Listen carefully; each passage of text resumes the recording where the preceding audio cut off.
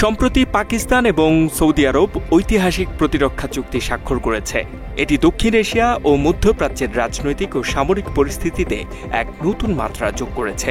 এই চুক্তি শুধু পাক সৌদি সম্পর্কের উন্নতি নয়, বরং ভারতের মতো আঞ্চলিক শক্তির জন্য নতুন চ্যালেঞ্জ মুখে ছুড়ে দিয়েছে বলে মনে করছেন বিশ্লেষকরা।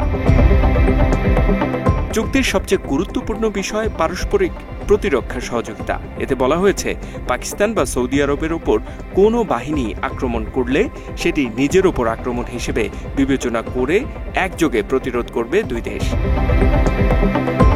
এর মধ্য দিয়ে দুই দেশের স্থল, বিমান ও নৌবাহিনী আরও শক্তিশালী সহযোগিতা সহ গোয়েন্দা তথ্য আদান প্রদান করবে তারা। রিয়াদের কাছ থেকে শুধুমাত্র সামরিক সহযোগিতা নয়, বরং আর্থিক সহায়তাও পাবে ইসলামাবাদ। এর মধ্য দিয়ে পাকিস্তান তার প্রতিরক্ষা সক্ষমতা আরও শক্তিশালী করতে পারবে বলে মনে করছেন বিশেষজ্ঞরা।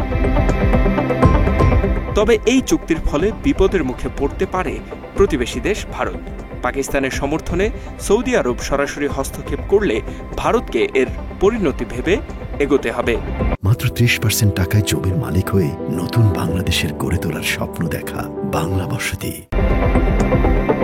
আবার ভারতীয়দের জন্য সৌদি আরবে কাজ করার বড় সুযোগ রয়েছে। এক্ষেত্রে রিয়াদের নিরাপত্তা ক্ষতিগ্রস্ত হলে দিল্লির জন্য সেটি বড় সমস্যার কারণ হতে পারে। দুদেশের এই চুক্তির পর আবারও একটি শক্তিশালী আঞ্চলিক শক্তি হিসেবে আত্মপ্রকাশ করবে পাকিস্তান। বিশেষ করে পাকিস্তান পারমাণবিক শক্তিধর হওয়ায় মধ্যপ্রাচ্যের অনেক দেশ পাকিস্তানের সাথে বাণিজ্যিক ও সামরিক সহযোগিতা বাড়াতে আগ্রহী হতে পারে বলে ধারণা করা হচ্ছে।